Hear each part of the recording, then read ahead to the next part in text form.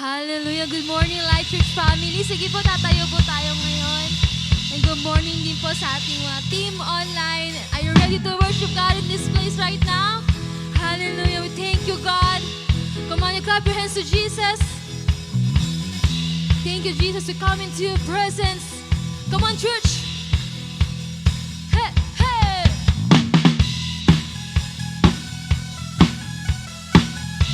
We want to come closer to your presence, God. Hallelujah. Come on, church, we sing this song. And there is no life without you. You have all that we need. Where you are. Where you are, every fear is broken.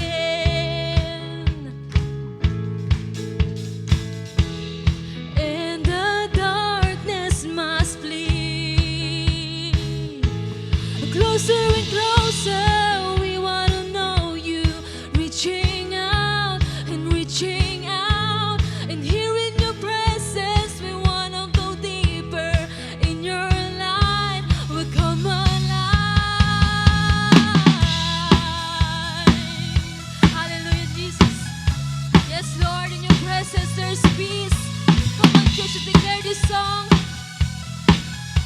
And one more time to sing. There is no one beside you. You alone are enough.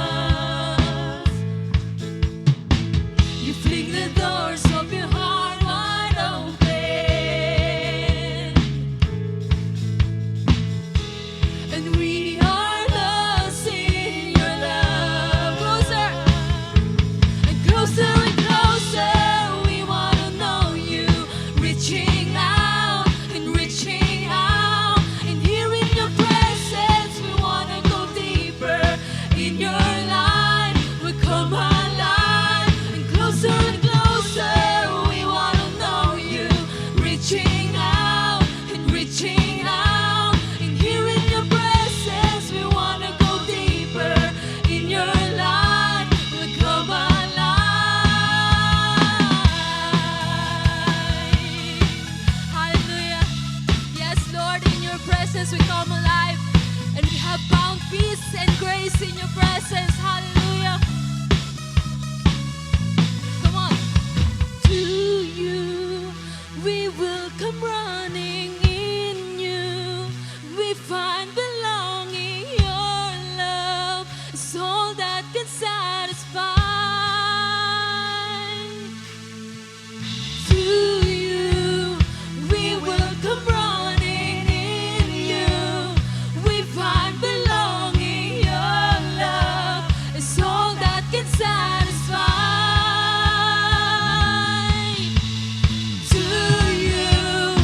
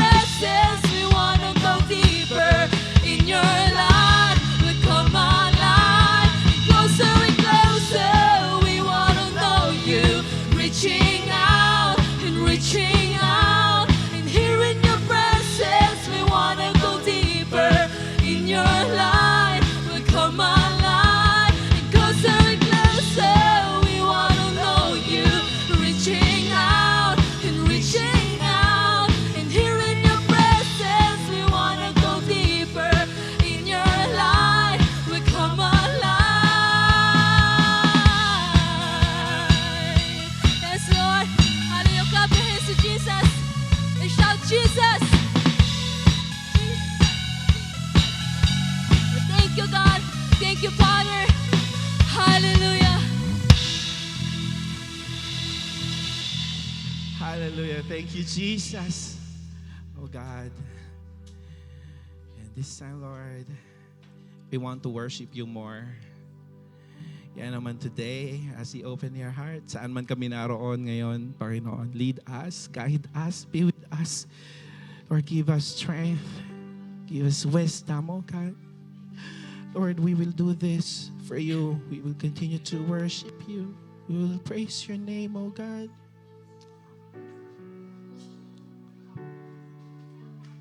Holy Jesus, oh Lord. Come on, you worship the Lord. You can just raise your hands to Him. Open your heart. Come on, feel the presence of God in this place. Nasa online ka, nandito ka. Come on, hindi ka excuse na hindi mag-worship kay Lord. You sing your own hymns of praises. Come on, church. Oh,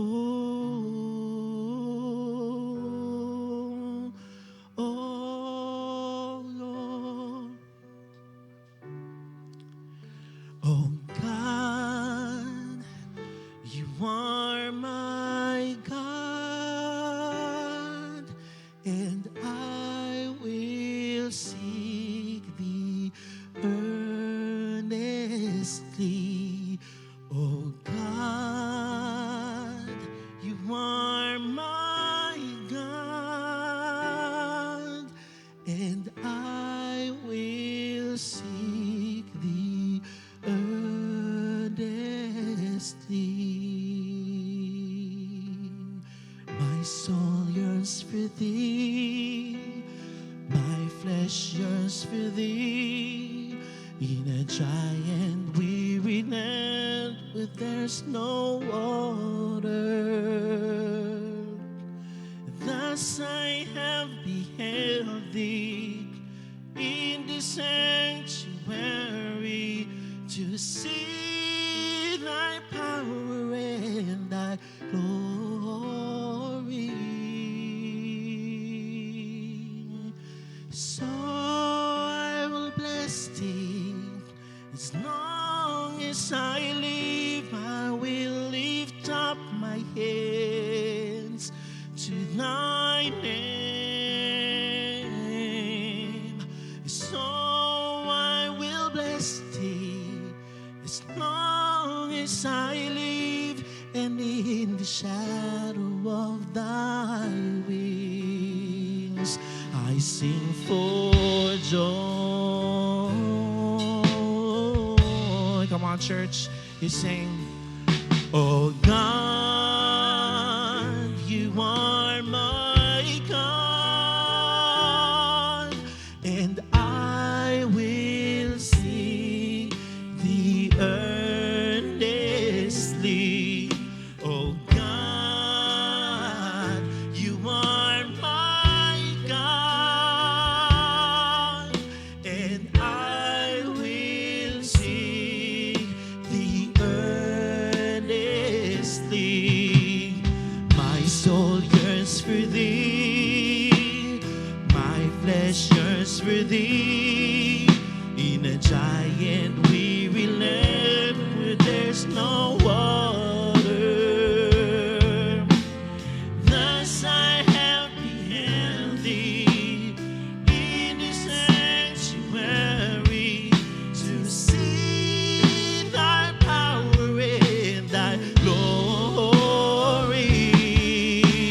So I will bless thee as long as I live. I will lift up my hands to thy name.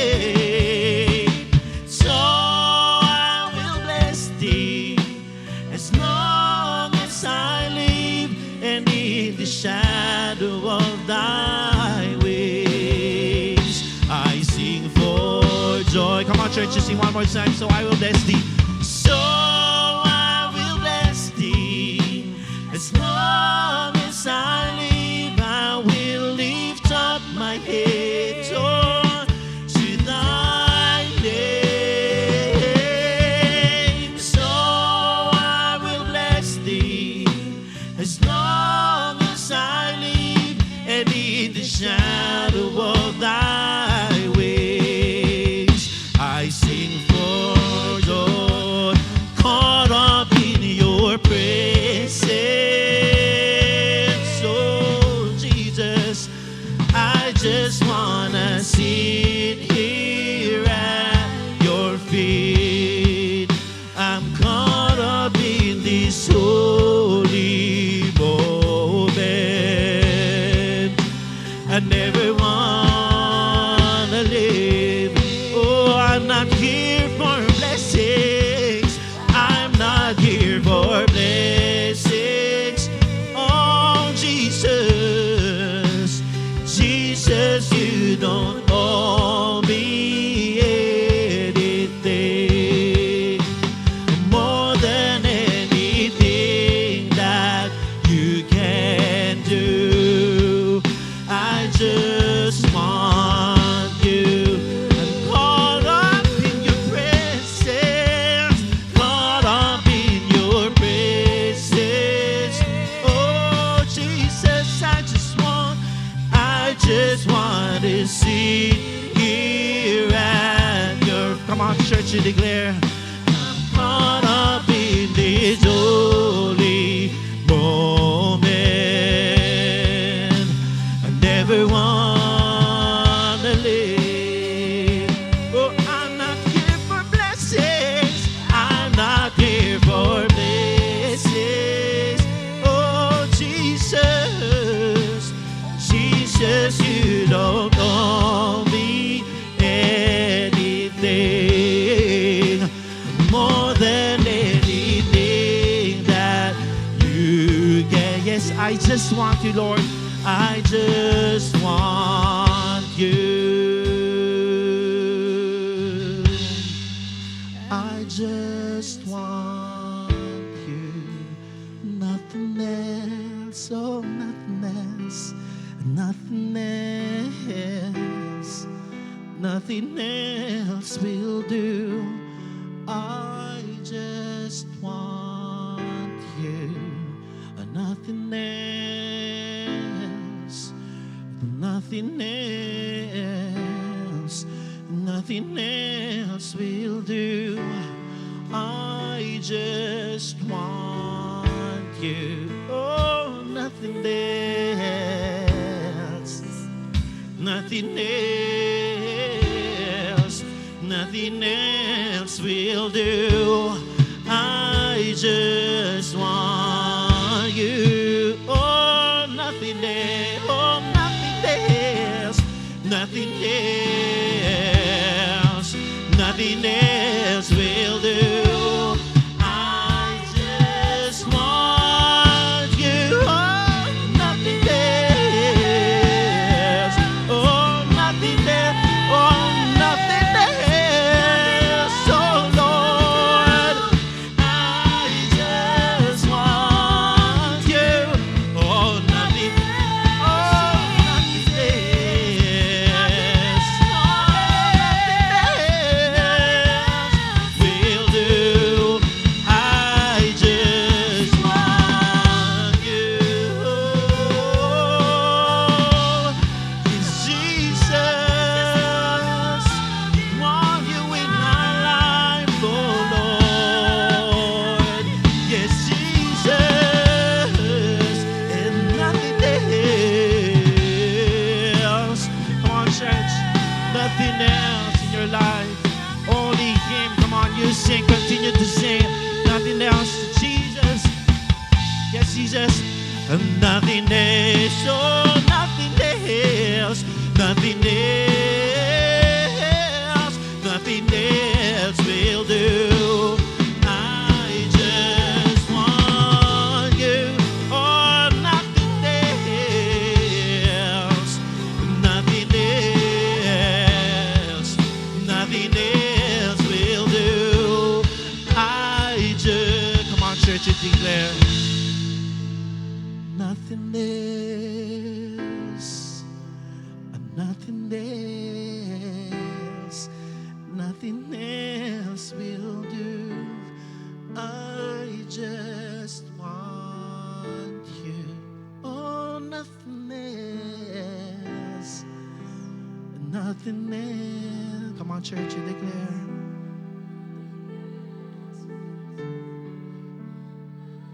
Just one. Yes, Jesus. Nothing else in this life.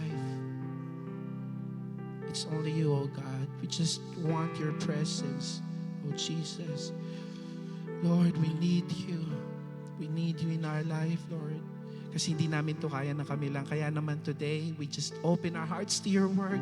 Kasi, Lord, we believe, Lord, na bibigyan mo kami ng panibagong kalakasan ngayon dahil sa salita mo. Kaya, Lord, ikaw ang manguna sa aming buhay. Maraming salamat, Panginoon. We thank you, Father. We thank you, Jesus. And we thank you, Holy Spirit. In Jesus' mighty name. And everybody will say, Amen and amen. Sige po, palakpak tayo kay Lord. Blessed Sunday po sa ating lahat. Maaari na po tayong umupo. Sino po dito natutunan natin sa ating series, nag-e-excel na tayo sa ating pagsamba at pananalangin? Amen? Pero syempre, hindi lang sa mga bagay na yon, kundi sa ating giving. Kaya naman po, let's talk about excelling in the gracious act of giving. Kaya po, let us read in 2 Corinthians chapter 8 verse 7, since you excel in so many ways in your faith, your gifted speakers, your knowledge, your enthusiasm, and your love from us, I want you to excel also in the gracious act of giving. In this chapter po, Paul was reminding and encouraging the church in Corinth na nasimulan nila itong tulong na to para sa Jerusalem, sa church, na dumadanas po ng matinding paghihirap dahil sa persecution. Sa una po, masigasig silang mag-response na tumulong, pero dahil sa maraming pangyayari na hinto. Kaya naman po ang sabi ni Paul, since nag-e-excel daw sila sa maraming bagay, mag-excel din sa gracious act of giving na ito. Gracious act of giving. Sabihin mo nga sa katabi mo, dahil po ang tulong na ginagawa nila ay manifestation po ng supernatural ng work ng grace ng Diyos sa kanilang mga puso na ginagawa po nila as gracious at generous givers. Excel po in Greek word is peresio, means to cause to superabound, to excel, or to be in abundance with the implication of being considerably more than that would be expected or exceeding the requirements. Sa Tagalog po, ang sumasagana sila sa pagbibigay na higit na ina-expect. And to challenge them, ginamit po sila ni Paul sa kanila ang testimony ng mga churches sa Macedonia na talaga nga namang excellent. Bakit po excellent? Dahil despite na matinding dinadanas po nila ng kahirapan ng mga churches na ito, dahil din sa persecution, nagbibigay sila ng tulong sa Jerusalem, church na higit pa sa kanila, sa kaya nila at masaya silang nagbibigay at ginagawa ito. Hindi lang po yun, pero sila po ay nagpupumilit na makibahagi sa pagtulong. Kaya nga po sabi ni Paul, sila ay sobrang mapagbigay. Sabi niyo nga po, sobrang mapagbigay. Kaya nga po, for I testify that they gave as much as they were able and even beyond their ability, entirely on their own, they urgently pleaded with us for the privilege of sharing in the service to the Lord's people. And this, not as we had expected, but they first gave themselves to the Lord and to us by the will of God. Kaya ngayon po, how do we excel in the gracious act of giving? Na-challenge din sa atin from this church. Una po, by having a sense of privilege. Kaya nga po, kung bakit gano'n na lang ang pagpupumilit ng simbahan na ito na makibahagi sa pagtulong ay dahil tinitignan nila ito isang privilege. Tayo din ay dapat na maunawaan na ang maging instrument ng Panginoon to support His church ay isang malaking pribilehiyo ng pagtatanim upang lumawak pa ang kanyang ministeryo. Sa mga tulong at suporta natin sa simbahan ng Diyos na mahal niya ay nagiging dahan upang marami pa tayong maabot at madami pang makakilala sa Kanya. Hindi lang po yun, pribilehiyo na magpapala, kundi maging pagpapala. Next po, by giving ourselves first to the Lord. Nauunawaan ng church na ito na ang buhay nila ay hindi sa kanila. Kaya naman po nauunawaan din nila ang mga pag-aari nila ay hindi sa kanila. Una po, inaalay nila ang sarili nila kay Lord. Kaya ganun na lang nilang ialay ang meron sila para sa simbahang mahal ni Lord. Likewise, kaya magiging madali sa ating tumulong at magbigay dahil una muna nating inalay ang buhay natin kay Lord. Amen po ba? Bukal sa atin ang pagbibigay sa iba. Kaya nga po, ang application po natin ngayon, let's excel in the gracious act of giving. Kasi po, ang excellent na pagbibigay ng mga church noon, despite ng matinding kahirapan, dahil po sa persecution, ay testimony din sa atin bilang church ngayon, na anuman po yung kinakaharap natin, hindi imposibleng gamitin tayo ng Panginoon sa pangangailangan ng kanyang simbahan, despite ng pinansyal na pinagdadaanan. Kaya po, tandaan natin sa panahong mukhang mahirap makapagbigay, dun mas lalong lilitaw ang gracious at generous giving na resulta ng tunay na pananampalataya. Amen po ba? Kaya nga po isang marka ng simbahan na talagang ang puso ay binago ng Diyos from selfishness to selflessness ay patuloy na nag-e-excel sa giving. Wala man tayo sa katulad na pinagdadaanan ng early church, but God is also using us bilang instrument ng suporta sa ating simbahan. Kaya katulad po ng church sa Corinth, may mga babalikan tayong mga pagsuporta sa simbahan natin na manifestation ng ginagawang pagbabago ni Lord sa mga puso natin to make us gracious and generous givers. Amen po. Testify ko lang po, past few months po, sobrang lagi po ako nagkakasakit dahil sa work ko po. Every 2 weeks may sakit po ako. Lagi nagpapadoktor at sabi ko nga, Lord, paano to? Wala po akong pambayad ng pang-doktor, pang-gamot, pambili ng gamot, pero patuloy si Lord na nagpo-provide sa akin. Amen po.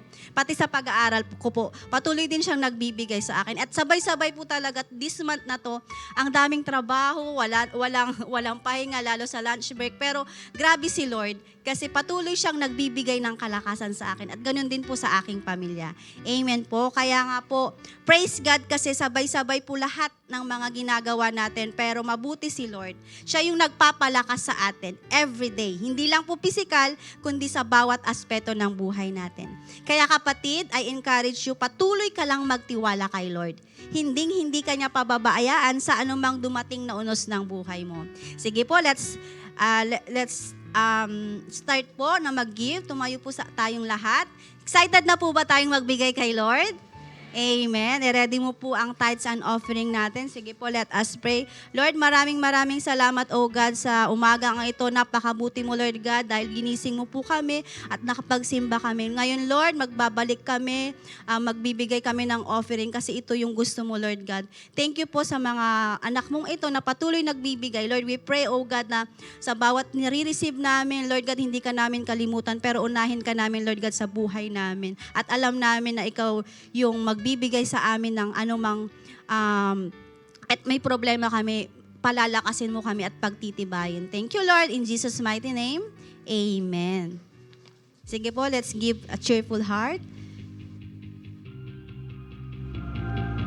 For giving our tithes, offering, pledges, and faith promises, we can send it through our GCash number, BPI account, or directly here at church. Kaya naman, Light Family, let's give and give back with a cheerful heart. Light Family, as we dive further into our celebration, it's time to stay updated sa ating mga latest happenings in our church community. You know what that means, partner? It's time for our Light News! Yesterday, praise God, dahil naganap po ang ating Light Retreat, and to all our Light Retreat graduates, magkakaroon po kayo ng lifestyle class. Ayan, naka-flash po sa ating screen ang inyong respective class schedules, and please don't forget to attend. And for more upcoming events, of course, unang-una na sa ating listahan ng ating Gospel Gig presents A Man Called Lang Part 2. Kaya naman, we encourage all the youth na mag-invite po ng ating mga friends, classmates, and even other youth. Dahil mangyayari po ito on October 28, 2023, 4 p.m. Saturday. Dito po yan sa ating Light Church Hall. Meron lamang po itong registration fee of 20 pesos. And after po ng celebration, pwede na po tayong bumili ng ating mga tickets sa ushering table. Next, we are calling our young married couples because this event money Heist is for you. Join us for a deep dive into financial management within marriage on October 27, 6:30 p.m. here at Light Church. Meron lamang po tayo registration fee na 150 pesos. For more details and inquiries, look for Coach G and La Arnie Monato.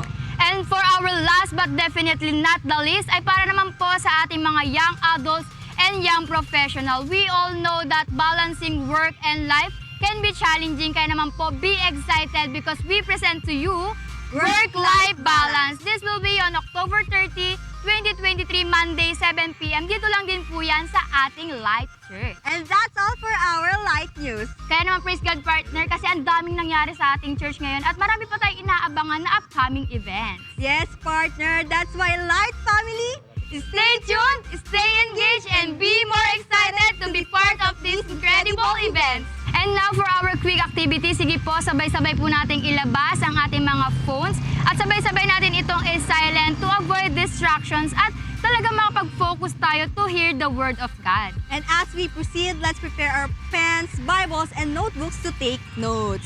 That's all for our reminders. Be excited and enjoy the rest of celebration. To deliver the Word of God, let us all welcome Bishop Resty Kajong. Tay, okay na po, Tay.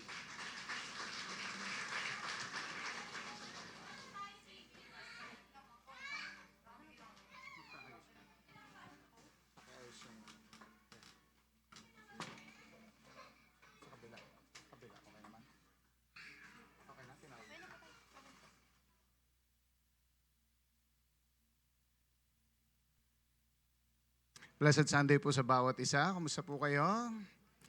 Morning. Pakingitian mo nga yung katabi mo. Baka hindi mo pa nangitian. Ayan. Grabe yung gagawin ni Lord sa atin sa araw na ito. Kung naniniwala po kayo, ngayon pa lang pasalamatan niyo na si Lord. Amen? Palakpakan natin ang Diyos. Okay. So, before we move on sa ating topic, excited po akong i-announce na in celebration or in celebrating our 14th church anniversary, magkakaroon po tayo ng Light Family Fest. Okay? Ayan. So makikita nyo po dyan sa poster, okay, para po at least maka-follow through po tayo. So November 3, magkakaroon tayo ng church water baptism. Magkakaroon din ng laro ng lahi, okay, sa City Beach, Barreto. Okay? November 4, magkakaroon ng basketball game sa Pag-asa Basketball Court. Okay? And November 11 and 18, magkakaroon tayo dyan mismo sa Market Park. Kakaroon tayo ng light zumba o yung mga nagsusumba dyan. Okay? Kakaroon din ng cheer dance. Kakaroon ng volleyball games. Okay? Dyan po sa Market Park. And November 18, magkakaroon tayo ng worship night. Okay? So, grabe ang ating mga activities ngayong November. Kaya nga, for more details, contact your light group leader or network leader. Okay? May excite po tayo sa gagawin ni Lord ngayong November. Ang dami nating gagawin. Ang dami nating pagkakaabalahan.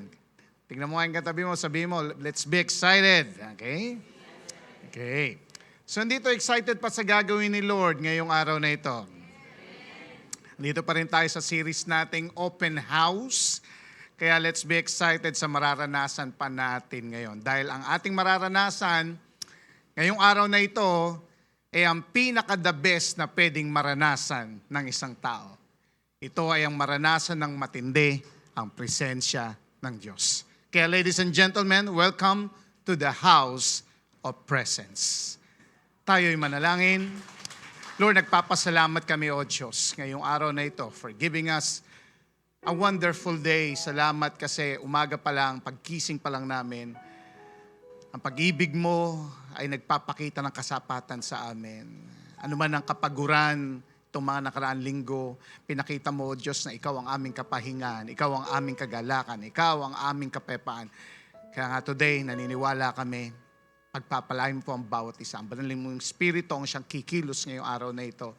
Maranasan namin ng matindi ang iyong salita, O Diyos. Salamat, Panginoon.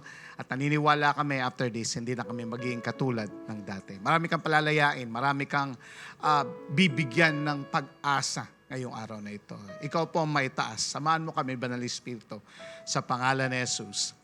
Amen. Sabihin nga natin, presence of God.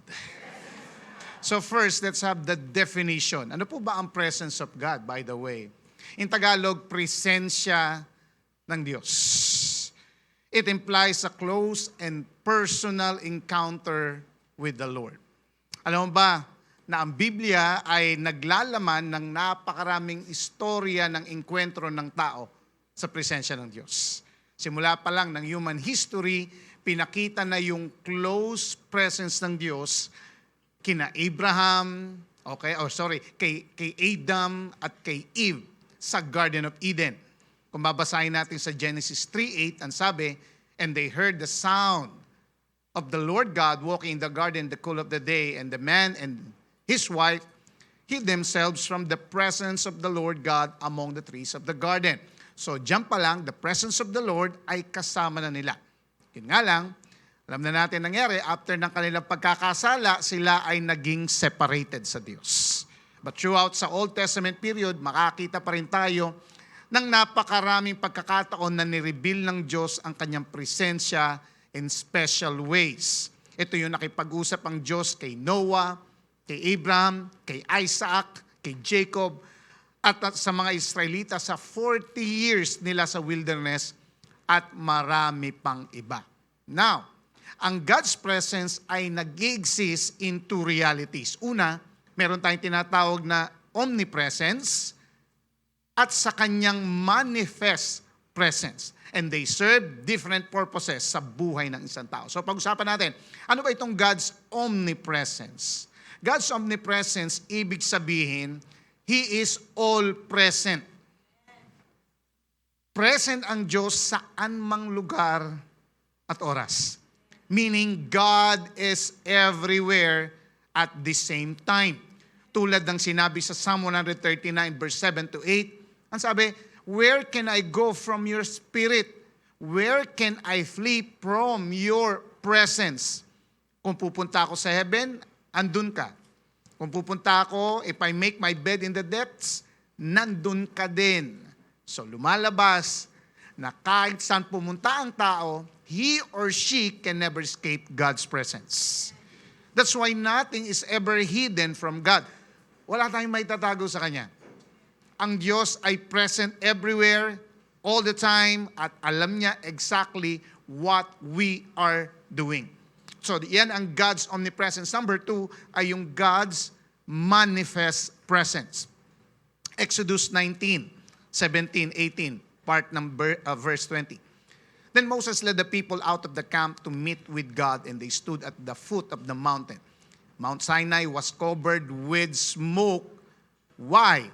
Because the Lord descended on it with fire. Bumaba ang Diyos, doon sa kanila, na makikita natin sa pamagitan ng apoy.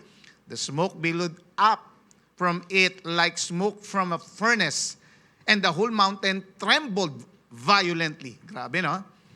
The Lord descended to the top of Mount Sinai and called Moses to the top of the mountain. So Moses went up.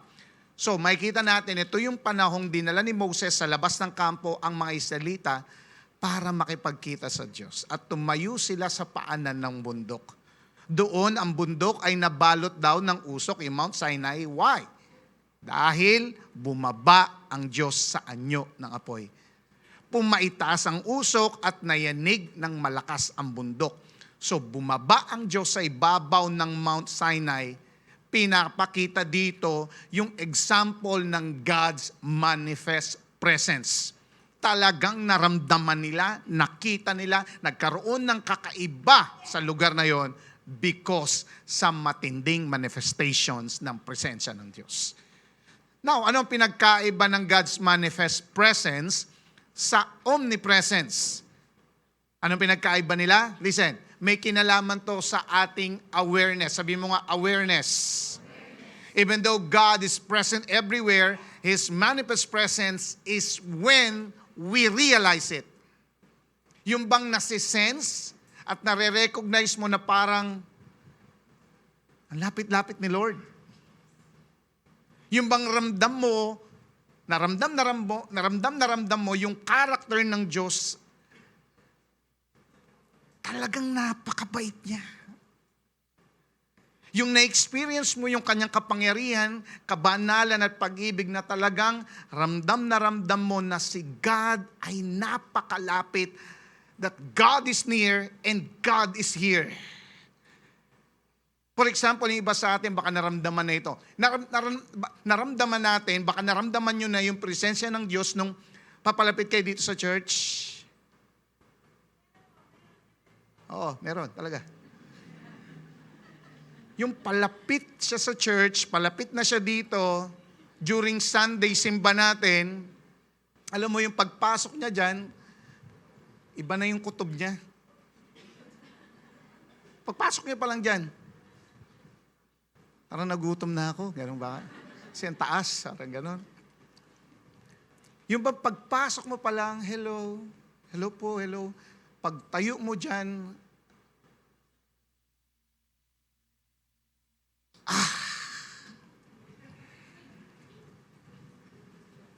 pasintabi po sa mga walang pakiramdam every Sunday.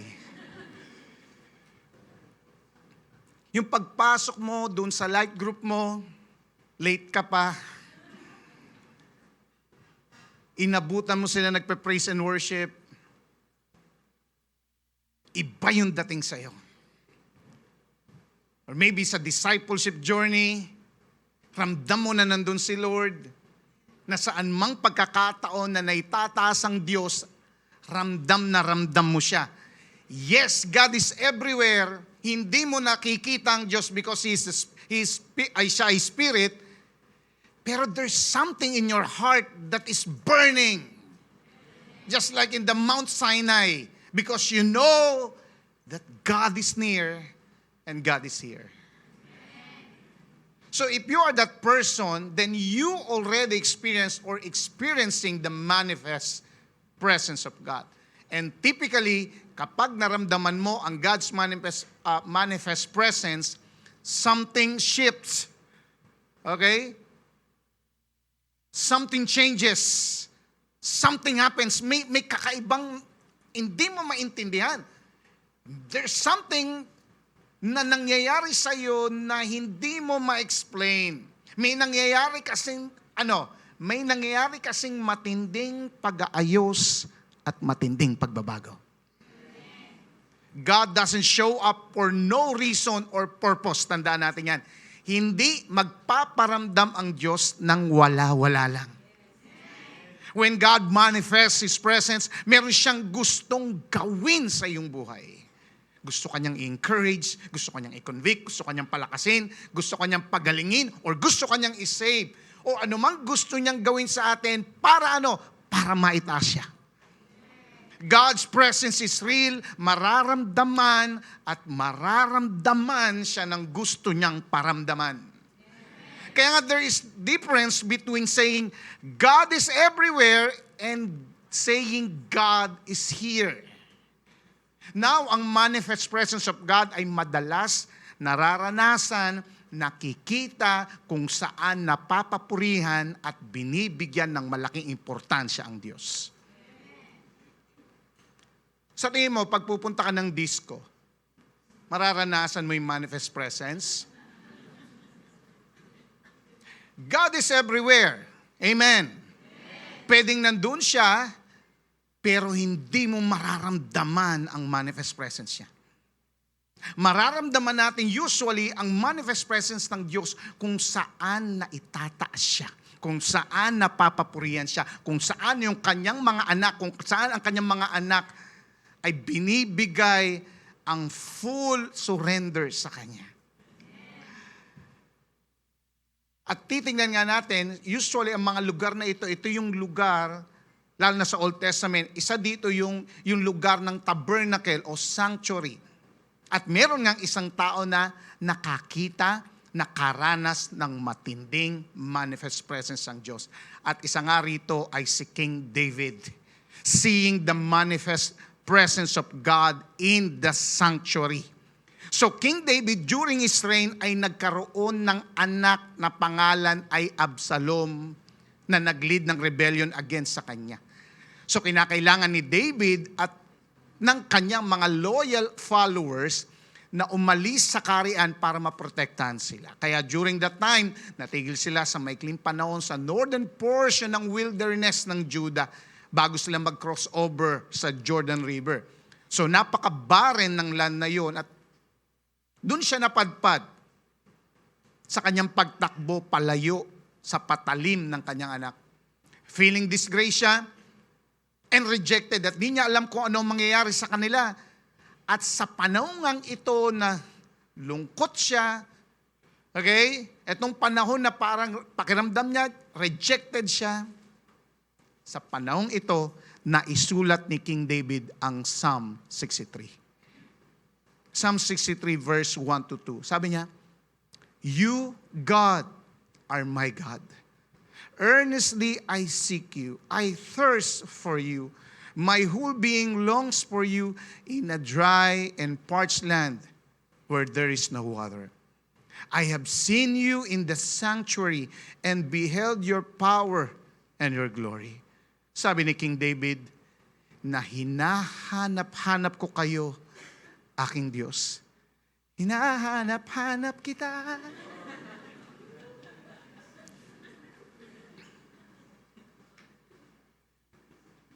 Hindi sa babae niya kinanta yun, kundi kay Lord.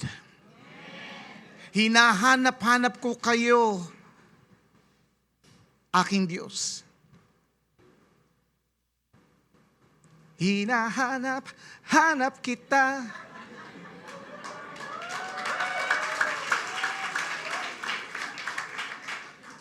Hindi niya rin to kinantas para sa isang lugar, kundi kinanta niya to para kay Lord. Na siya ay nananabik sa Diyos, nananabik ang kanyang buong puso't kaluluwa tulad ng lupang tuyo na hindi nauulanan. Actually, kung pag-aaralan natin buong Psalm 63, wala kang mababasang sa pinagdadaanan ni David that time, wala kang mararanasang, wala kang mababasang si David ay nagreklamo or nagpipetisyon. He just expressed longing for God's presence. Yun lang yung dinidesire ni King David, ang presensya ng Diyos. Pansinin mo ha, si King David ay nasa ilang, iniwanan niya ang kanyang trono, iniwanan ang kanyang kayamanan at lahat ng kanyang possessions. Need niyang tumakas dahil papatayin talaga siya ng kanyang sariling anak. And yet, in all of this, David wasn't seeking for anything. Hindi niya sinabing, Lord, pambira naman, balik mo na sa akin ang aking karian at ang lahat ng aking kayamanan. Hindi niya sinabi yon, but rather he prayed, God, I seek you. My soul thirsts for you. My body yearns for you. Sabi mo nga sa katabi mo, grabe. Now the question, bakit niya ba ito nasabi? Because David remembers his precious times of worship in the sanctuary. At yun na nagbigay sa kanya ng joy. Naalala niya yung manifest presence ni God sa sanctuary na yun ang kanyang ligaya. By the way, sanctuary, ibig sabihin sacred place. Tabernacle naman ang ginamit sa word, sa ibang version. Ibig sabihin ito ay place set apart exclusively for the presence of God.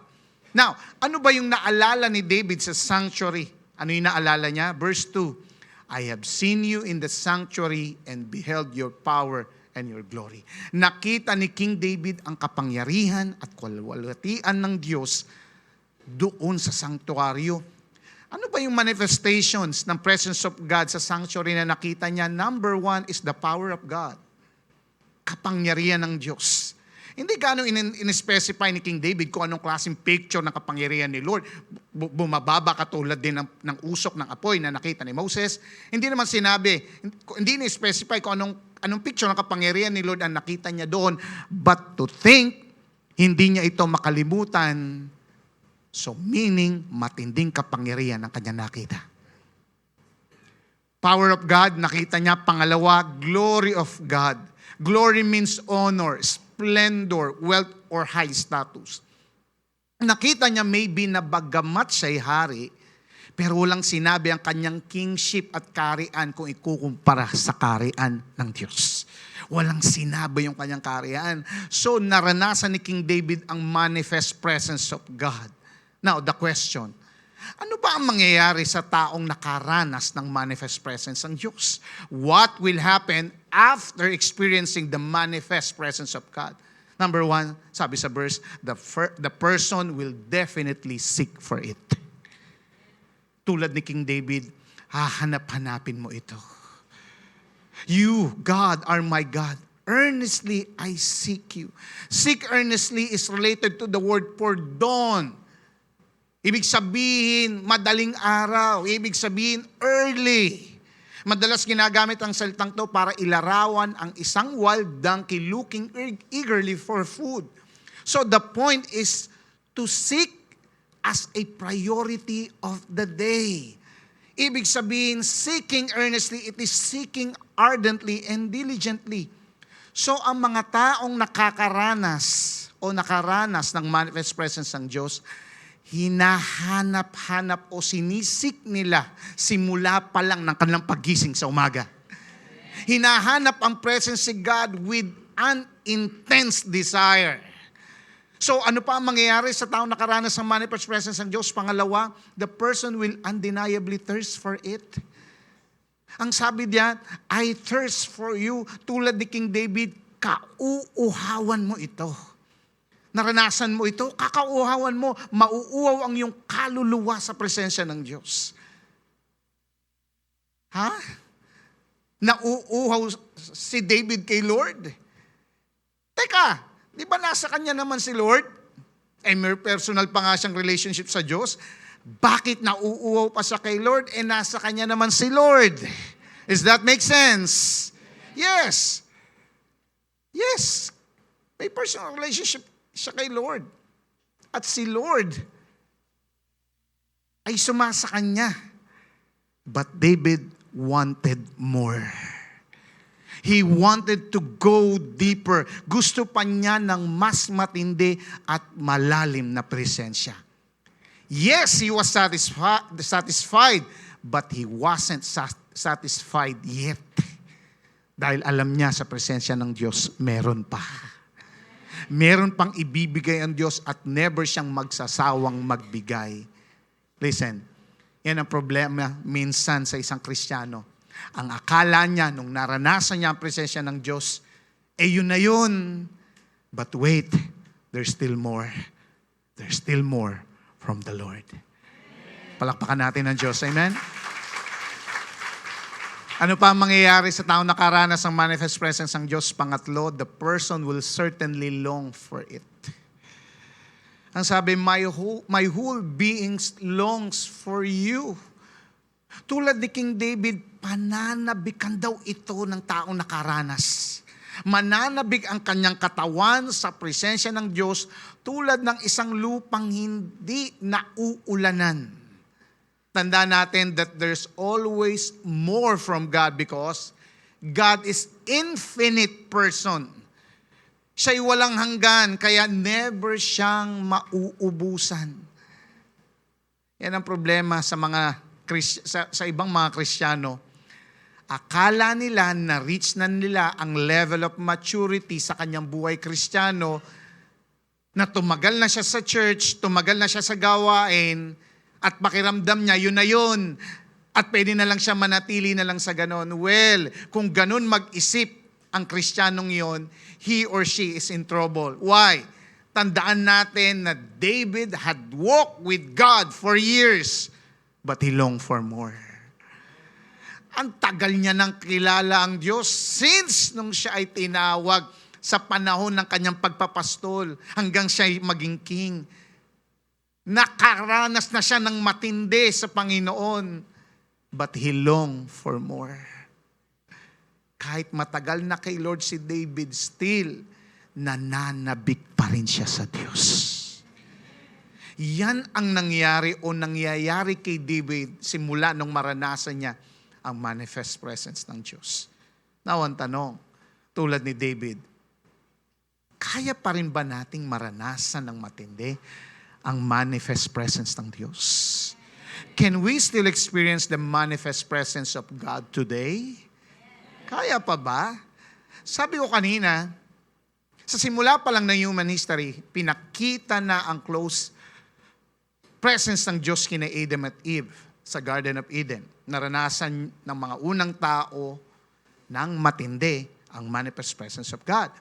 Yun nga lang, after ng kanilang pagkakasala, sila ay naging separated sa very personal na presensya ng Diyos. Kaya after that, ano nangyari? namili na lang si Lord kung kanino siya tao magre-reveal at pakikitaan ng kanyang glory. Namili na lang siya. Hindi naman lahat gusto ako, hindi naman lahat nagmamahal sa akin. Ikaw, halika dito. I-reveal ko yung sarili ko. Ikaw rin, halika dito. Ikaw din, halika dito. Ayaw nyo, bala kayo. Nagre-reveal na lang ang Diyos noon sa mga piling tao. Paano ko nasabi?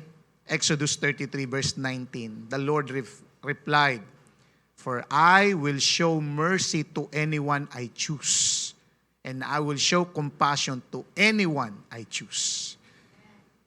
Namili na lang talaga si Lord. The time.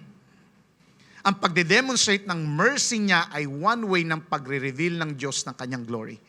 Kaya nga nung sinabi ni Lord na mahahabag at maaawa siya sa gusto niyang kahabagan at kaawaan, ibig sabihin, He would show kindness, compassion, and forgiveness to anyone He chooses. At ito na nga, dahil sa kapasawayan ng mga Israelita sa Diyos sa panahon ni Moses, pupunta sila ng lupang pangako, pero hindi raw sila sasamahan ng presensya ng Diyos.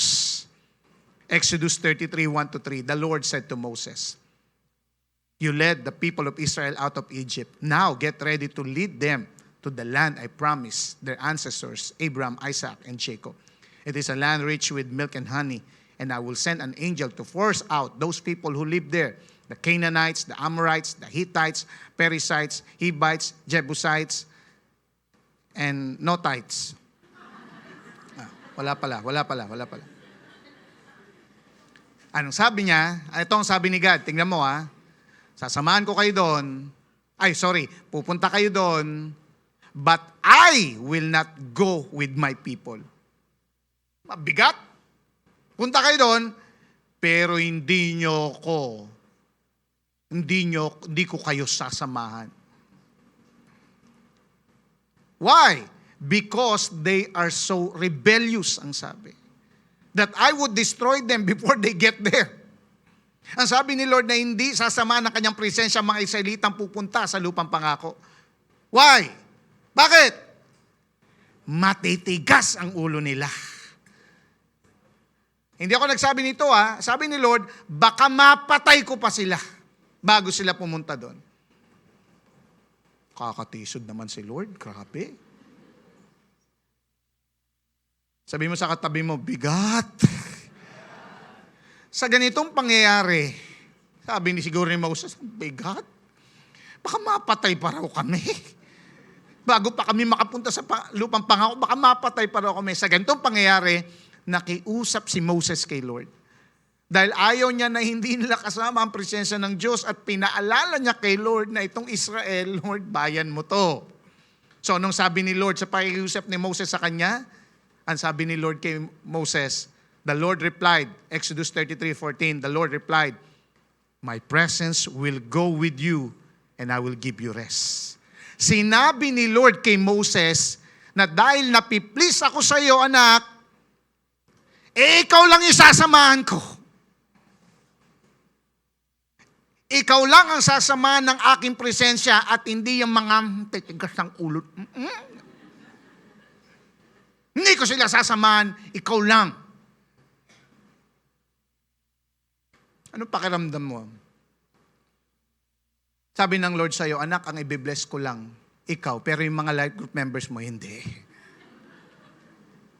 Anong pakiramdam nun? Sasabihin mo ba, ako lang ibibless ni Lord. Kaganon ka ba? Hindi. Siyempre, gusto mo, lahat ng members mo, ay i-bless ni Lord.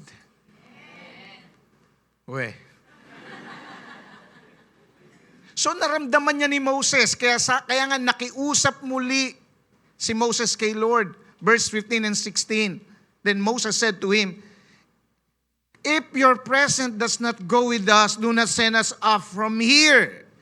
How will anyone know that you are pleased with me and with your people unless you go with us. Sinabi ni Moses kay Lord, kung hindi kundi rin lang namin makakasama ang presensya mo, wag mo na lang kaming papuntahin.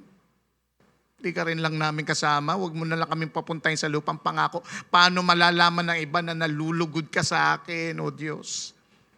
Yan yung sinabi. Napaka-bold, Napaka-bold ng pagkasabi na gano'n ni Moses kay Lord. Ano reply ni Lord? Verse 17, and the Lord said to Moses, I will do the very thing you have asked, because I am pleased with you and I know you by name. Sabi ni Lord, nagagawin niya ang pinakausap ni Moses, sasamahan na ng presensya ng Diyos ang buong Israel, kahit matitigas ang ulo nila, dahil nalulugod siya kay Moses. At meron siyang personal na relationship kay Lord. So God chose to extend the grace, favor, and love na meron siya kay Moses sa mga Israelita. So the people were spared by divine choice dahil nalulugod ang Diyos kay Moses. So lumalabas na itong si Moses ay naging mediator. Sabi mo nga, mediator. Siya ang naging mediator para maranasan ng mga tao ang manifest presence ni Lord. You know what? Listen, yan din ang status ng sangkatauhan. Tayong lahat ay nagkasala. At ang kasalanan ang nagpaiwalay sa tao sa Diyos. Kaya hindi maranasan ng tao ang matinding presensya ng Diyos. So katulad ng mga pasaway na Israelita, kailangan natin ang isang Moses na magmi-mediate sa atin para maranasan ng God's presence. Kailangan natin ng Moses. Amen? Ang problema, patay na po si Moses. Pinaglabanan pa nga ni Miguel Arcangel at Satanas ang body ni Moses according sa Jude 9. So kailangan natin ng mediator. Patay na si Moses pero kailangan natin ng mediator para maranasan natin na matindi ang mapagpalang presensya ng Diyos. Patay na si Moses. Wala nang mediator, but I have a good news. God provided us a wonderful mediator. Hebrews 9:15. For this reason, Christ is the mediator. Si Jesus ang mediator, sabi ng Hebrews 9:15, kung walang mediator, hindi natin mararanasan ang presensya ng Diyos, kundi apoy ng impyerno. Pero kapag ang tao may personal na relationship sa mediator na si Jesus, at nalulugod sa kanya ang Diyos, then pamamahayan siya ng Diyos. At walang hanggang manifest presence of God ang mararanasan niya.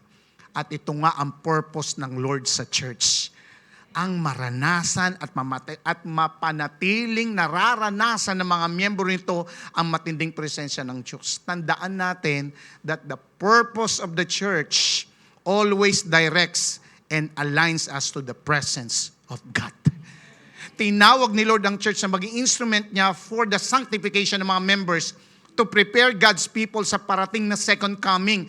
Ito ang makikita natin ng talagang mukaan ng presensya ng Diyos. Tinawag din ni Lord ang church para i-share ang mabuting balita ng kaligtasan para maranasan at i-enjoy ng mga taong maliligtas ang God's manifest presence ngayon at magpakailanman. Tandaan natin that God's presence is living in us as a church. 1 Corinthians 6:16-17, don't you know that you yourselves are God's temple and that God's Spirit dwells in your midst? Tayo ay templo ng Diyos at ang Espiritu ng Diyos ay naninirahan sa atin. Kaya, listen, huwag nating wawasakin or sisirain ang templo ng Diyos sa atin. Kundi, ang sabi ni Lord, sabi ng Word, yari tayo, sabi ng kanyang salita. Now, tanong, paano ba natin hindi mawawasak ang templo ng Diyos na nasa atin kung saan nananahan ang kanyang presensya? Paano ba natin ito hindi mawawasak? Now, hindi natin ito mawawasak sa pamamagitan ng pag-maintain ng mga pagbabagong ginawa sa atin ng Diyos. The church should maintain the following in order to maintain the manifest presence of God in the church. Ano daw yung kailangan natin i-maintain as a church? Number 1, unity. Ephesians 2:19-22, na pag-aralan natin, sabi, pinag-aralan natin to, that in verse 19 to 22 na Ephesians 2, pinakita niya dito na wala nang pinagkaiba, okay, ang mga Hudyo sa mga Gentiles. Ibig sabihin, in Him, the whole building is joined together and rises to become a holy temple in the Lord. Ibig sabihin, pinagsama na ng Diyos. Lahat ng nakakilala sa Kanya, mapa-Gentile, mapa-Hudyo, ay iisa na lang. Napag-aralan natin na walang mga ibon na mananahan sa isang lugar na magulo. Amen? Paano pananahanan ng Lord ang isang church kung ang gulo-gulo nila? Paano tayo pananahanan ng Lord kung ang gulo-gulo natin as a church? Kaya nga kailangan natin i-maintain ng maayos yung ating character sa bawat isa. To be at peace with everyone. Kaya sabihin mo nga sa katabi mo, lingunin mo, sabihin mo, peace be with you. Pangalawa na kailangan natin i-maintain sa church is fidelity. Katapatan. 2 Corinthians 6:14 to 7 hanggang 1. Ang sabi dito, do not be yoked together with unbelievers. For we are the temple of the living God. Pinapakita dito that therefore come out from them and be separate, says the Lord. Touch no unclean thing and I will receive you.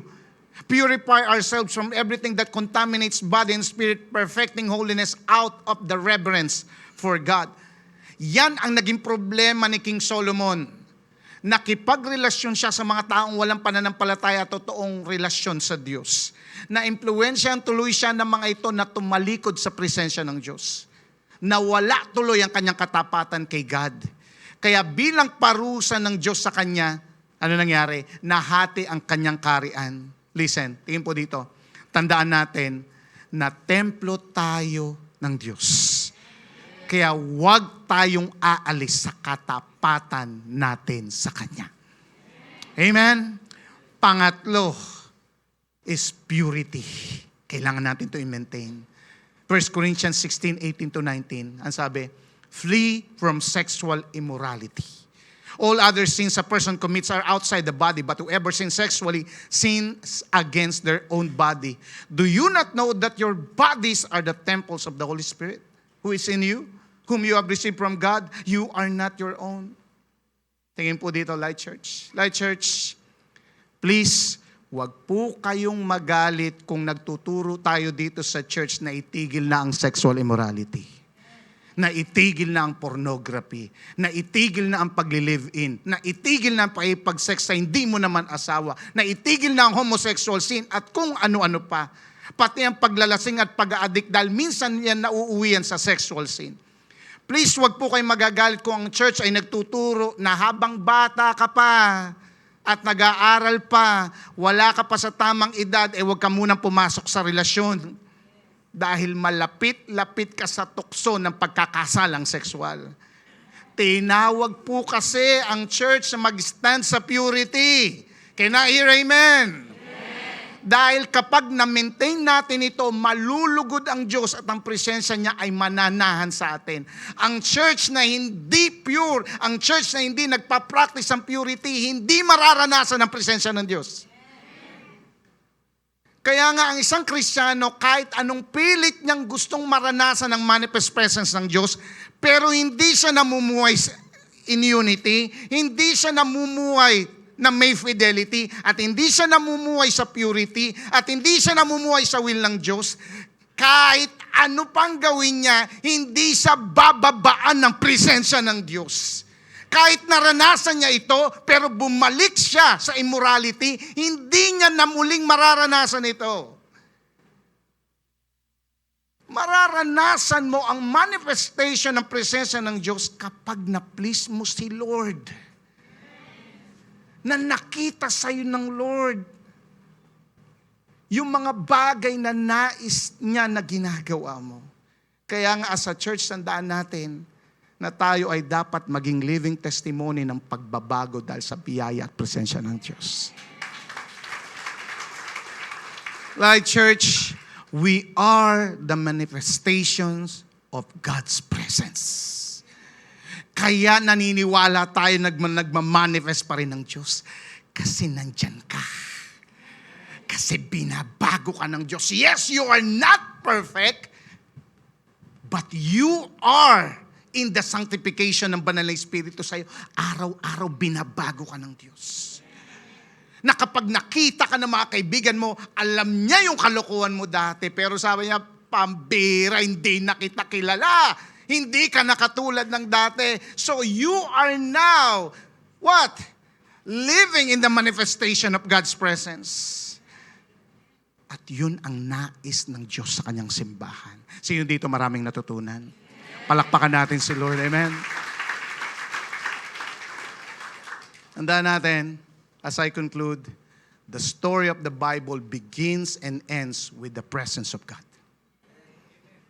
Nagsimula ang istorya ng Biblia at magtatapos din sa presensya ng Diyos. Sa Genesis, nakita natin ang Eden, ang unang bahay ng tao, pero ito ay sanctuary ng Diyos. The garden temple kung saan punong-puno ng presensya ng dakilang lumikha. Kung magpa-fast forward tayo, ito rin ay mag-e-end sa perfect sanctuary, the new heaven and new earth, the new Jerusalem, para maranasan ng tao ang nakaka-enjoy ng presensya ng Diyos forever. Tandaan natin na being in God's presence is the best place para sa ating lahat. At kailangan nating isar ito more than anything else. Sa presensya ng Diyos, andun lahat ng kailangan ng kaluluwa mo. Tandaan natin na ang presensya ng Diyos ay hindi lang para sa mga namatay kay Kristo. Ito rin ay kailangan nating mga buhay para mapagtagumpayan ang napakaraming challenges sa buhay dito sa mundo. Kailangan nating lahat maranasan ang nakamamahang presensya ng Diyos. Now, sino dito convinced na sinasabi niya sa kanyang kaluluwa, kailangan niya ang matinding presensya ng Diyos? Sino dito sinasabi niyan, gusto kong maranasan ang presensya ng Diyos? Naririnig ni Lord yan. Nararamdaman niya yan ngayon. Kaya nga, how can we experience the manifest presence of God as a church? Gusto mo maranasan ang presensya ng Diyos? Then earnestly seek God. Matthew 7:7-8. Ask and it will be given to you. Seek and you will find. The one who seeks, finds. Sabi ni Jesus, humanap tayo at atin itong matatagpuan. Pag hinanap natin si God, matatagpuan natin ang ating sarili na nasa presensya ng Diyos. Kung hanapin natin siya ng buong puso. Gawin nating priority na hanapin si Lord araw-araw. Simula pa lang sa paggising natin. Seek God with an intense desire and develop an intimate relationship with Him. Pag ginawa mo to, sigurado ako, makikita mo ang hinahanap mo. Hinahanap mo ngayon ang manifest presence of God? Hinahanap mo ngayon? Well, get ready. God is here today. And God is here. And God is near. Ano pang gagawin mo? You desperately thirst for God. Kung gusto mong maranasan ang kanyang presensya, mauhaw ka muna sa kanya. Yun ba parang hindi ka nakainom ng tubig sa mahabang panahon? Kasi damang-dama mo yung uhaw. Ang sabi ni Jesus, John 7:37-38, let anyone who is thirsty come to me and drink. Whoever believes in me, rivers of living water will flow from within them. Ang sabi ni Jesus, na sino man daw ang nauuhaw, lumapit sa Kanya at paiinumin niya at dadaloy sa Kanya ang tubig na nagbibigay buhay. Kaya sino man ang nauuhaw ngayon sa Diyos, get ready. Pupunuin ka niya. And last, wholeheartedly, you long for God. Kung gusto mong maranasan ang Kanyang presensya, magutom ka muna sa Kanya. Yung bang parang hindi ka nakakain ng matagal na panahon. John 6:35, sabi ni Jesus, I am the bread of life. Whoever comes to me will never go hungry. Sinabi ni Jesus na sino mang lumalapit, sumasampalataya sa Kanya ay hindi na magugutom dahil bubusugin niya ng Kanyang presensya.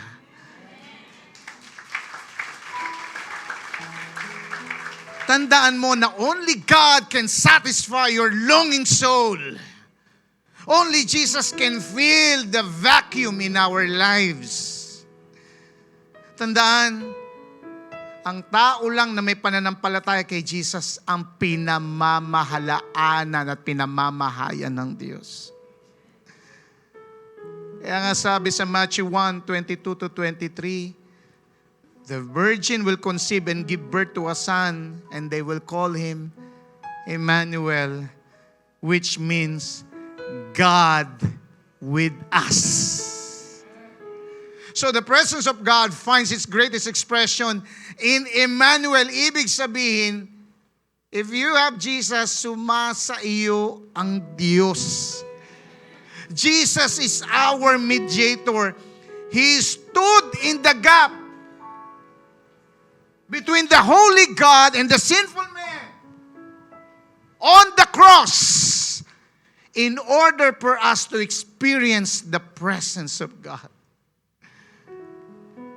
For God did not send His Son into the world to condemn the world, but to save the world through Him.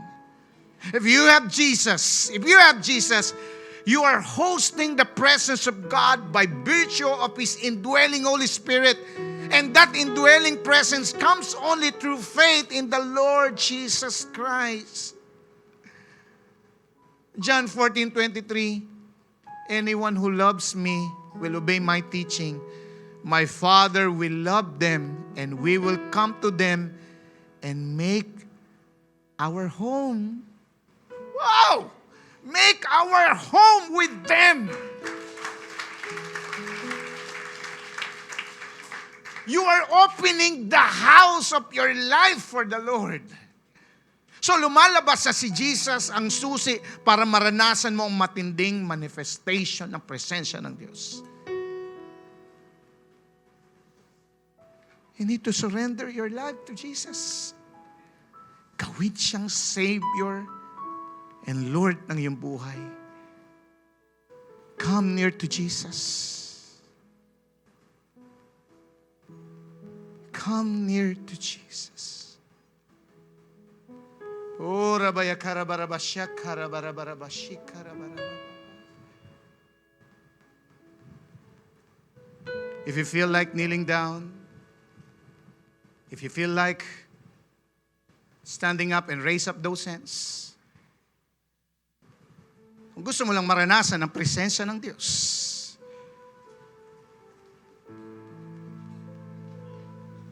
God is here. God is near. Come near to Jesus. Caught up in your presence. And God's presence will come near to you. Tandaan mo, kailangan mong mamalagi sa nakamamahang presensya ng Diyos. Hallelujah.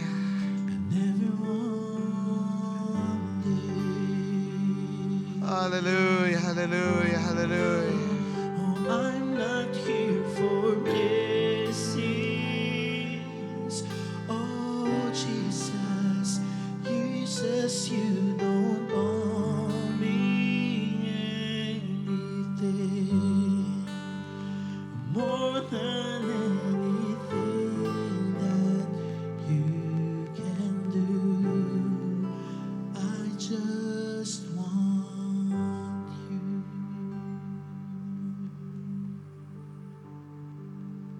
Kung nais mong maranasan ang presensya ng Diyos, kailangan na matinding pagsuko ng iyong buong buhay kay Jesus. At kung yun ang nais mo, maaari ka bang tumayo ngayon at itaas ang iyong dalawang kamay? Lord, lumalapit po kami sa mga oras na ito sa iyo. Nagpapakumbaba. Inaamin namin na kami makasalanan. Kaya hindi namin maranasan ng matindi ang iyong presensya. Those sins block the manifestation of presence of God into our lives. Patawarin mo kami, O Diyos, sa aming kayabangan, kalokohan.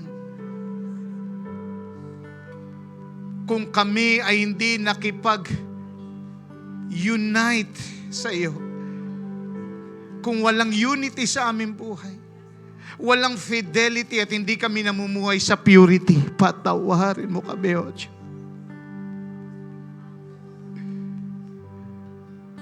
We humble ourselves to you. Jesus, patawarin mo kami. Jesus, mediate us to the Father. Mediate us, O Lord. Jesus, you are our Lord and Savior. Tinatanggap ka namin bilang Panginoon at tagapagligtas. At sa aming pagtanggap sa iyo at pagsuko ng aming buhay sa iyo, ikaw ang susi para maranasan namin ang matinding presensya ng Diyos.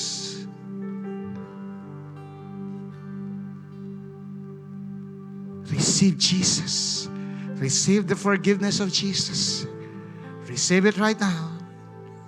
God is not condemning you. He is just convicting you. He's just telling you, mahal ka ng Diyos. Mahal na mahal ka ng Diyos. Wala nang hadlang para hindi mo maranasan ang presensya ng Diyos. Because Jesus saved you. At ikaw na nakaranas ng kapatawaran ng Diyos through Jesus Christ, you are now welcome to experience the presence of God right now. Hallelujah, hallelujah. Come on, get ready, get ready. Come on, get ready. Lord, right now, in the name of Jesus, lahat ng anak mo na gustong maranasan ang presensya mo, iparamdam mo ang iyong presensya sa Kanya. Right now. Right now.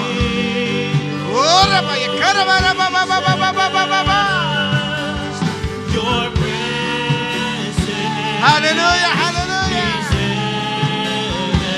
Yes. Lord, yung gusto kang maranasan, iparamdam mo kung sino ka. Oh, yakara ba yakara. Oh, Jesus, Jesus, Jesus.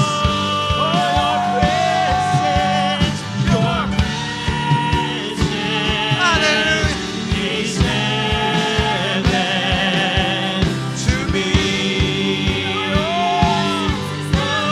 Your presence, Lord God. Your presence. Your presence. Oh.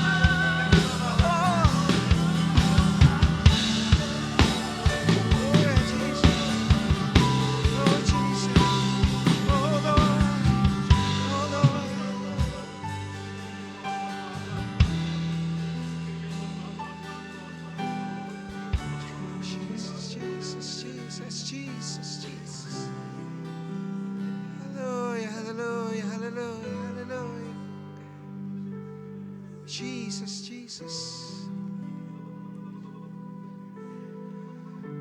Hallelujah. There's more for Him. There's more from Him. There's more from Him. There's more from Him.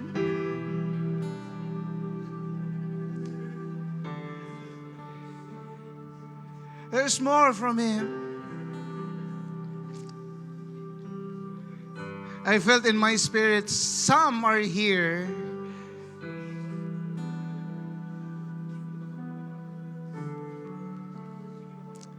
Tingin mo, hindi ka na kayang patawarin ng Lord dahil sa mga kalokohan ginagagawa mo noon. Pakiramdam mo, hindi ka na kayang paranasan niya ng presensya. Sa tingin mo, lahat ng ginawa mo noon ay hindi kayang patawarin ng Diyos. No. God is telling you, anak, nung pinatawad kita, pinatawad talaga kita. Kaya kung sino ka man na sinasabi mo sa sarili mo, hindi ka kayang patawarin ng Diyos. No. The fact that you're here, God is telling you, mahal na mahal kita. At wala kang pwedeng ibang gawin para wala kang ibang pwedeng gawin para mabawasan ang pag-ibig ko sa iyo.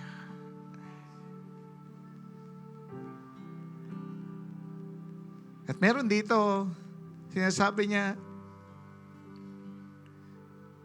wala akong karapatan para maranasan ang presensya ng Diyos. Wala akong karapatan dahil makasalanan ako. Pero gusto kong sabihin sa iyo, noon yun. But today, God is revealing Himself to you. I am your God. I am your daddy. I will never leave you nor forsake you. Hallelujah. Kung sinasabi mong wala kang karapatan sa presensya ng Diyos, kapatid, anak ka na ni Lord. At walang tatay na hindi magbibigay ng pinaka-the best para sa kanyang anak. Kaya nga sa mga oras na ito, receive the manifest presence of God.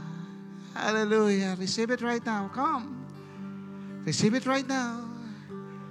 Receive it right now. Hallelujah. Hallelujah. Receive it right now. Para sa iyan. Para sa iyan. Come on, receive it right now. Receive it right now. God is giving you peace. God is giving you what? Rest. God is giving you rest from all your anxieties. Come on, receive it right now. Come on, receive it right now. God is giving you a lot of things that you could never imagine. Why? Because God is your Father. Oh, Jesus. Oh, Jesus. Your presence is heaven. Your presence is heaven. Hallelujah. Oh, Jesus. Oh, Jesus. Hallelujah. Oh, Jesus. In a sweet, sweet voice of the Lord, I love you, anak. Presence is I love you, aking anak. Hallelujah. In a sweet, sweet voice, God is telling you, mahal kita. Mahal na mahal kita. Hallelujah. your presence is heaven. Oh, Jesus. Jesus. Oh, Jesus. Hallelujah, hallelujah. Presence is heaven to me.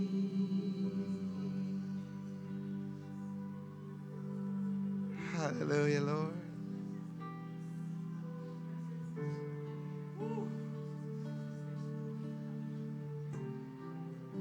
Grabe. Damang-dama ko, ang dami lahat sa atin dito. Natatakot, napapagod, gusto nang sumuko. Kaya ramdam na ramdam ko, ang binibigay sa atin ni Lord ngayon ay ang kanyang kapayapaan. Hallelujah, Lord God. Receive the peace from the Lord. And I would say, ang manifest presence ng Lord ngayon, most of us sa atin ngayon, is the peace of God. It's the peace of the Lord.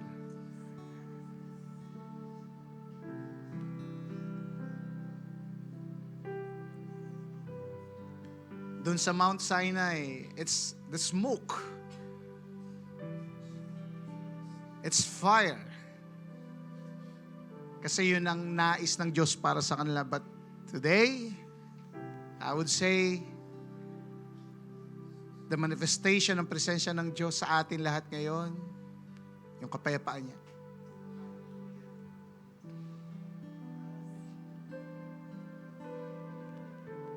Lord, salamat po, Diyos, for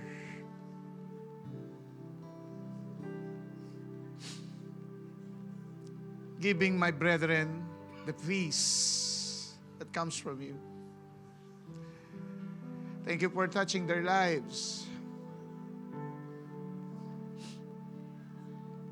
Thank you for the comfort that they are experiencing right now. Thank you, Lord, for your sweetness to all of us. Though we're not worthy, we are sinners. But your grace abounds.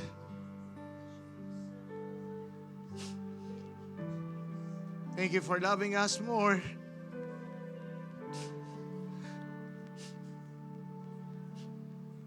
Salamat sa pagtanggap mo sa amin.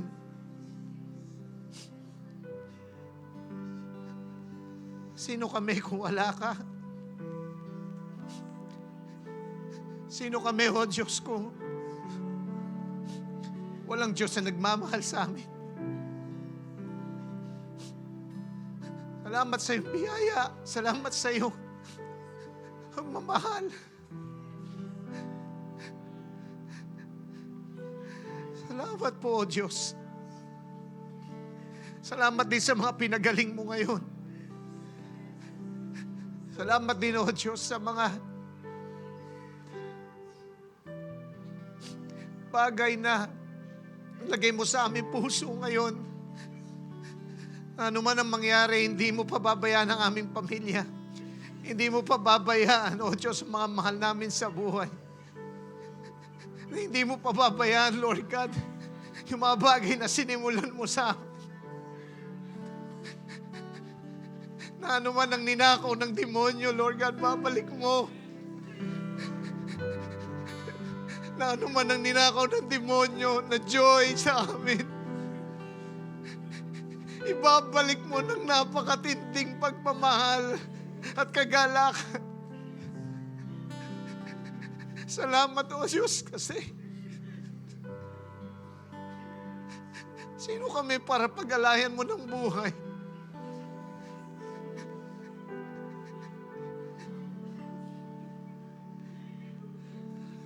Pasalamat kami, O Diyos. Hallelujah, Lord God.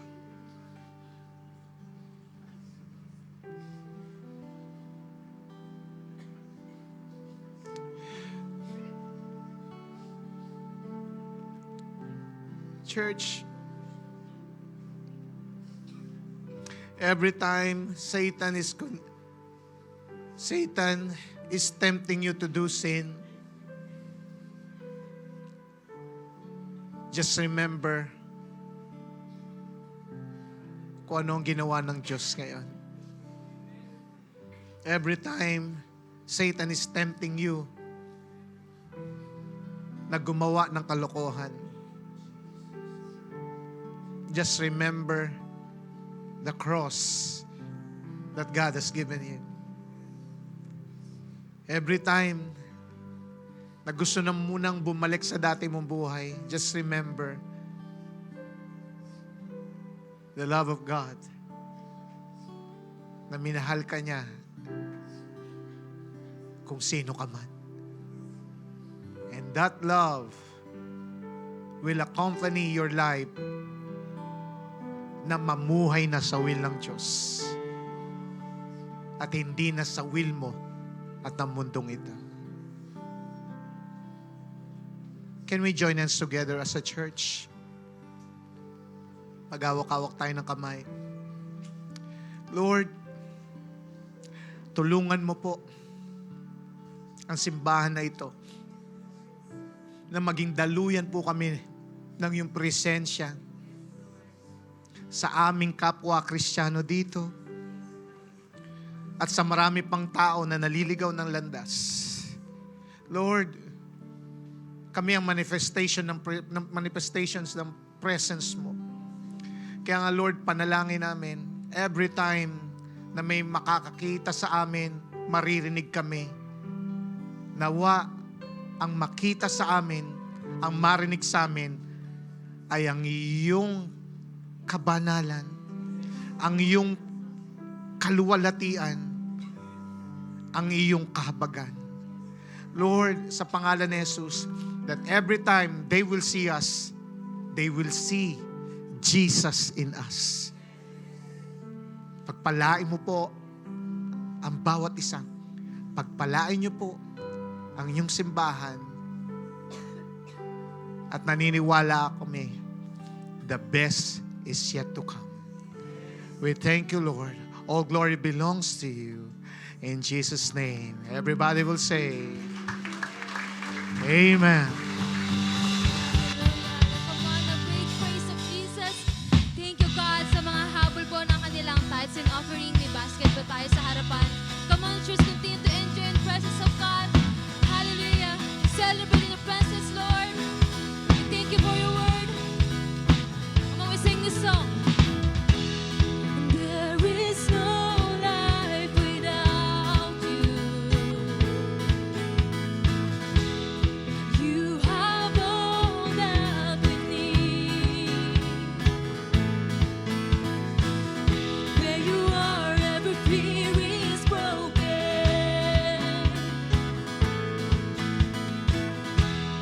and the darkness must flee. Closer and closer, we wanna know you. Reaching out and reaching out, and here in your presence, we wanna go deeper. In your light, we'll come alive. And closer, we wanna know you. Reaching out and reaching out, and here in your presence, we wanna go deeper. In your light, we'll come alive. And closer, we wanna know you.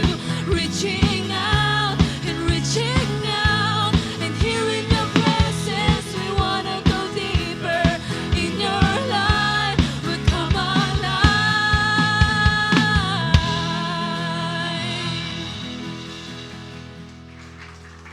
Hallelujah. Nawalan ng kilay yung iba dito. Okay. Yung iba hindi naman sinisipon kanina, ngayon sinipon na. Okay. Hallelujah. Salamatan natin si Lord. Lord, salamat sa atindi mong presensya.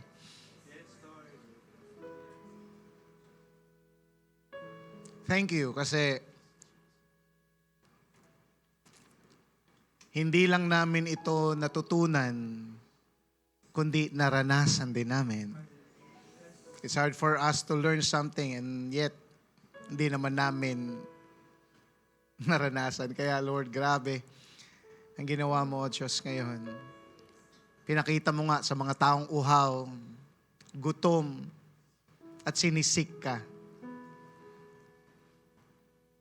Naranasan ka nila.